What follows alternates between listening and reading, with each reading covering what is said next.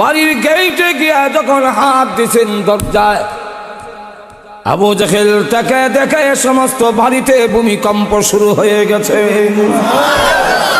ডাক দিছেন, চাচা বাড়িতে নিও। দৌড় দিয়ে আবু জাহেল খেতে বসছিল, খাওয়ানে আসিল, আর আতো দেয় নাই, জুতো হও দেয় নাই। দৌড়ে এসে আল্লাহ নবীর সামনে দাঁড়াইয়া জোর হাতে দাঁড়াইছে, আর থরথর করে কাঁপতেছে। লোকেরা যে নিয়ত বেন্দা খারছি এটা দেখবার লেগে, এই দৃশ্য দেখার জন্য দাঁড়াইছি। না না, লাঠিতে ভিডিও ভিডিও দেখতো। একজন আরেকজনের দিকে তাকায় আর দেখে বলে, দেখো রে আবু জাহেল আমাদের বড় লিডার কেমনে দাঁড়াইছে।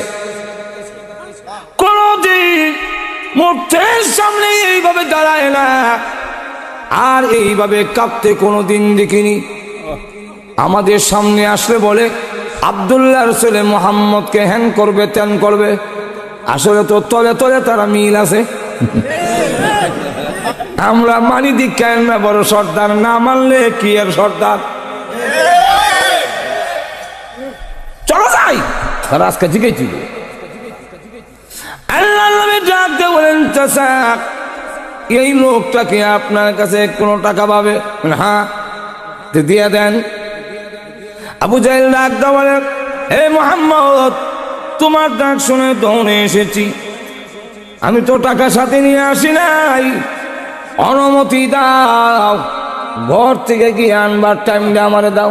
জান চাচা দিলাম, টাকা এনে দিয়ে খাপতেছে। তোমার টাকা পাইছো তো বলেছি, যাও, আমি চাই আমার হতে তুমি যাও। চলে গেল। সব সর্দার এসে গেলাম করে বলে, আবু জাহেল আজকে সব দেখে লেছি। আরে আবু জাহেল, আমাদের সামনে বলো মুহাম্মদের এন করবে তেন করবে, আর মুহাম্মদের সামনে যেইভাবে করজোর হইয়া দাঁড়াইছো, তর তর করে কাঁপছো, মূর্তির সামনে লাতুজ্জামানাতের সামনে তুমি এইভাবে দাঁড়াও না। কারণ কি? মানি দীক্ষার না বড় সর্দার, না মানলে কি আর সর্দার। আবু জাহেল ডাক দিয়ে আমলে দাঁড়াই নাই, সিফালিল্লাহ দাঁড়াইছি। সিফালিল্লাহ বলে, সিফালিল্লাহ কি বলে? আল্লাহর সিফা বেটা, আল্লাহর সিফা। আল্লাহর সিফা কি? মুহাম্মদ যখন আমার বাড়ির দরজায় হাত দিছে, সমস্ত ঘরের মধ্যে ভূমিকম্প আরম্ভ হয়ে গেছে। মুহাম্মদ যখন ডাক দিয়েছে, বিকট এমন শব্দ হয়েছে, আমার মনে হয়েছে মুহাম্মদ যে কিয়ামত কিয়ামত বলে শুরু হয়েছে। আমি আর দেরি করি নাই, ঘর নিয়ে আমার উপরে পড়ে যায়।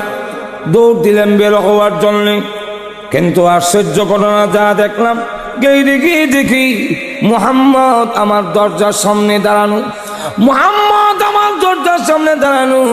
আমি তাকায় দেখি মুহাম্মদের দুই কাঁধের উপরে দুইটা এত বড় সাপ, হা করে নিচের টুট আমার পায়ের নিচে, উপরটা আমার মাথার উপরে।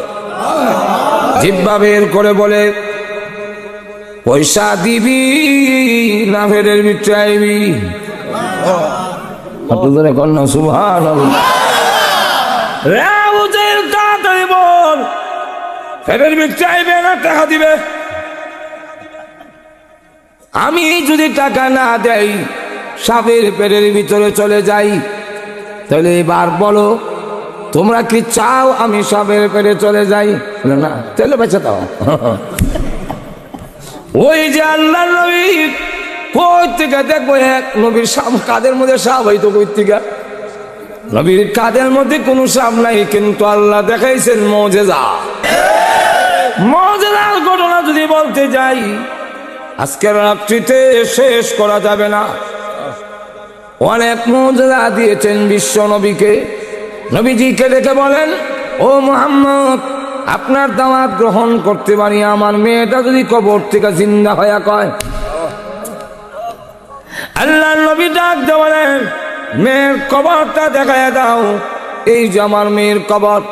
কবরের পাশে গিয়ে বললেন কুম্বিনিল্লাহ, আল্লাহর হুকুমে ওঠো। আল্লাহ মাটি সরাইয়া দিছেন। মেয়ে কবর থেকে উঠে আর বলে লাব্বাইকা ওয়া সাদাইকা ইয়া রাসূলুল্লাহ। আকাশের নিচে জমিনের উপরে আল্লাহ এর চাইতে শ্রেষ্ঠ এই পৃথিবীতে আপনার চাইতে আর কাউকে বানায় নাই। এই মুজিজাগুলো যদি বলতে যাই, কয়েক হাজার মুজিজা লিখেছেন এক কিতাবে, শেষ করা সম্ভব নয়।